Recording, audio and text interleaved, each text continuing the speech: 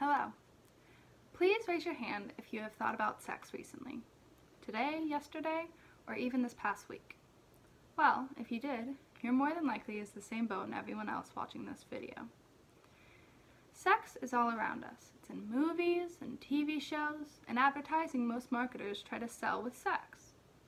Thoughts of sex begin at different ages for everyone, or never begin at all. By the mid-20s, many people have had sex or have experienced sexual encounters and have had the talk in one form or another.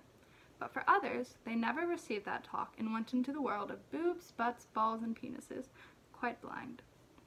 That is why I am here to argue that a formal sexual education should be a required course in every high school in America. I would do this by telling you the science of sex, sexual education then compared to now, what sex ed should require, and why people should know about sex. So first, the science of sex. Sex at its very base is biological. Just how we make people. Every living thing on earth works toward one thing and one thing only, and that is passing their genes to viable offspring. This is accomplished through the form of reproduction. Our reproduction has many names: coitus, copulation, making love, sex, and many others. The term sex comes from the word sexual reproduction, or the production of offspring from two individuals forming genetically similar but different offspring. Chemistry of sexual desire yield its elusive secret states that testosterone, or the sex hormone, is what drives sexual desire. The more testosterone you have, the more sex you want. Our bodies as a species were created to want sex so that we could continue to pass on our genes. And trying to deprive our bodies of sex usually just ends with people finding ways around it. Sexual education then and now. It used to be the less education we had, the better. You can't have sex if you don't know what it is. For generations, parents everywhere have denied that teens ever have sex, and that by not telling them about sex, that they're keeping them from having it. As stated in Sex Then versus Now, denial isn't just a river in Egypt. It's a river in Egypt where teens go to have sex. Now, we teach birth control and many other important things, but the problem is that not everyone is required to take the class, and is often left to the parent to decide whether or not they want their child knowing what sex is.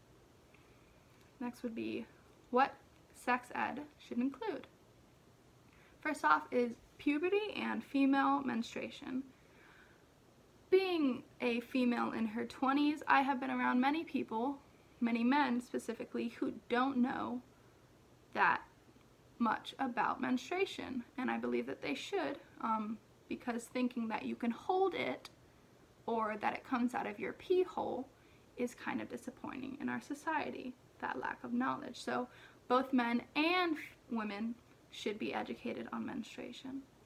Next is STDs and diseases and what to do once you get them, because even, how safe we're being, it's sometimes very hard to handle it once you do have it, because nobody talks about what to do when you get these diseases. Next would be reproduction systems and how they work. Simple, that's pretty much the standard nowadays. Continue it. Next would be forms of birth control for males and females. So that's pills, gels, patches, implants, IUDs, really everything. Everyone should have a choice whether or not they want to have a child, and they should get to decide when they want to have that child. Next would be how sex can affect you emotionally. While sex is a very fun physical activity, it has a very big role in your emotions because of the hormones that happen when you're having sex, so that should be discussed and how it can affect you. Next would be different sexualities, because many people go their whole lives not knowing, why do I never feel like I want to have sex? Why do I want to have sex with multiple people or many people or a certain type of people? They should know that those type of sexualities exist so that they don't feel like there's something wrong with them. Then it would be different relationships, monogamous, polyamorous, even friendships should be discussed, because people don't know how to always deal with those friendships or how to act in certain relationships, what's allowed, what's appropriate for those things.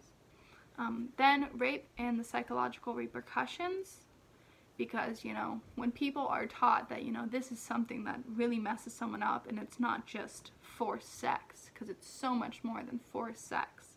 You know, it ruins people's lives. They have, you know, many repercussions from it, and so that should be taught to lower the probability of someone thinking, it won't really do that much harm when it does.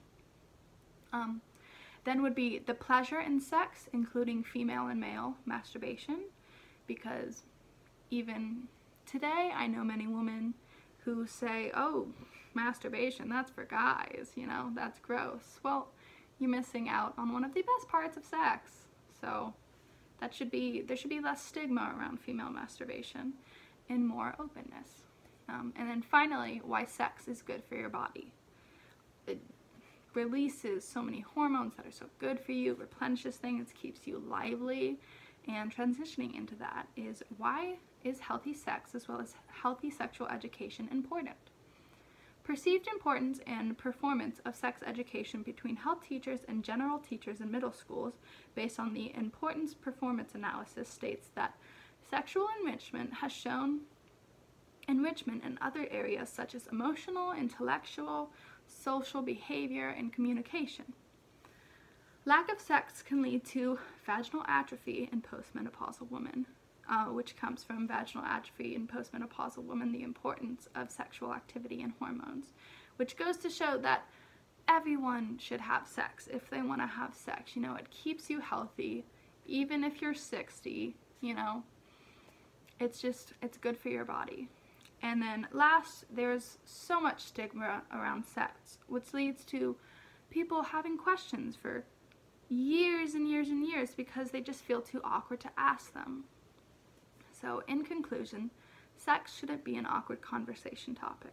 By educating everyone about our sex, our society will be educated and prepared for one of the most important parts of our human lives, which is why formal sexual education should be a required course of all students in American high schools. Thank you.